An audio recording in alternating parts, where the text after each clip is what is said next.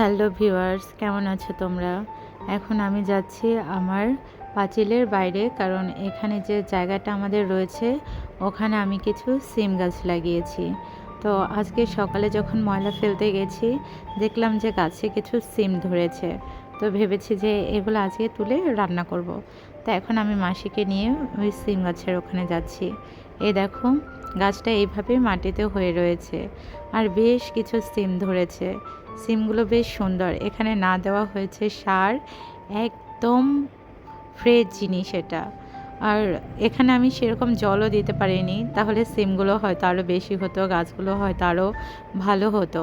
কিন্তু এটা আসলে এই গাছগুলো আমার বাড়ি থেকে এতটাই দূরে, যেখানে আমার বালতি ভরে জল নিয়ে যেয়ে আমার এই সিম গাছে জল দিতে হবে, যেটা আমার জন্য খুবই একটা কষ্টকর ব্যাপার। তাই গাছগুলো এতটা ভালো হয়নি। তো গাছ অনুযায়ী সিম অনেক ধরেছে। দেখো, এখানে আমি আর মাসি সিমগুলো তুলছি।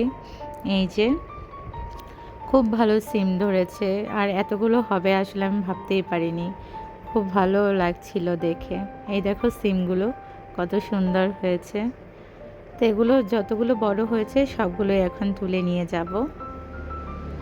আর সাইডে কিছু বেগুন গাছও রয়েছে, দেখবো ওখানেও কোনো বেগুন আছে কি না। তো এখন এই যে মাসি তুলছে। মাসি বলে যে আমি তুলে দিচ্ছি, তোমার তুলতে হবে না, তুমি যাও ভিডিও করো। তো আমাদের সিম তোলা হয়ে গেছে, এই যে তুলেছি। আর এখানে দেখি বেগুনগুলোর মধ্যে এই একটা বেগুনই হয়েছে বড়, তো আমি সেগুলো তুলে নিয়ে এসেছি। তো আমার তোলা কমপ্লিট। এখন আমি বাড়ি যাব আর আজকে এগুলোই রান্না করব।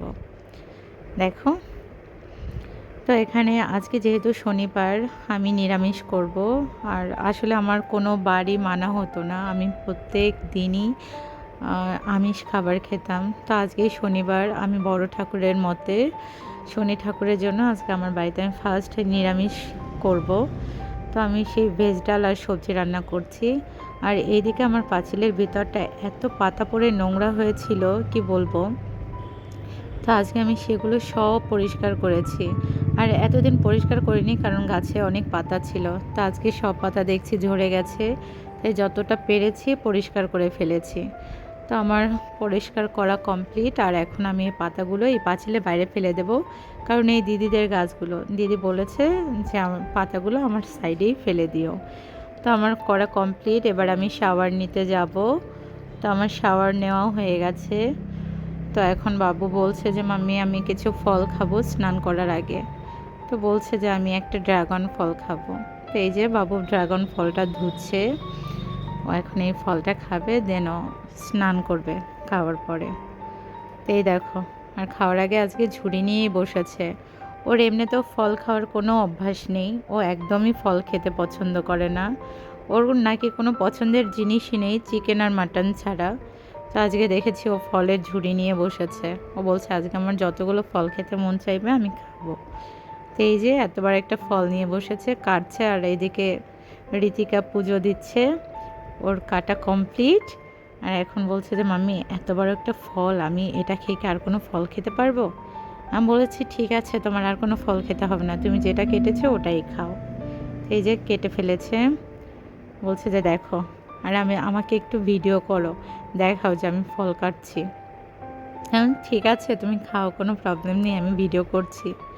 এই যে ড্রাগনগুলো স্লাইস করছে, এখন ও এই ফল খাবে, দেন বাবুকে স্নান করাবো। তো thank you so much guys. আজকের ব্লগ এই পর্যন্তই। ভালো লাগলে একটা লাইক করো, চ্যানেলটিকে সাবস্ক্রাইব করো। টাটা।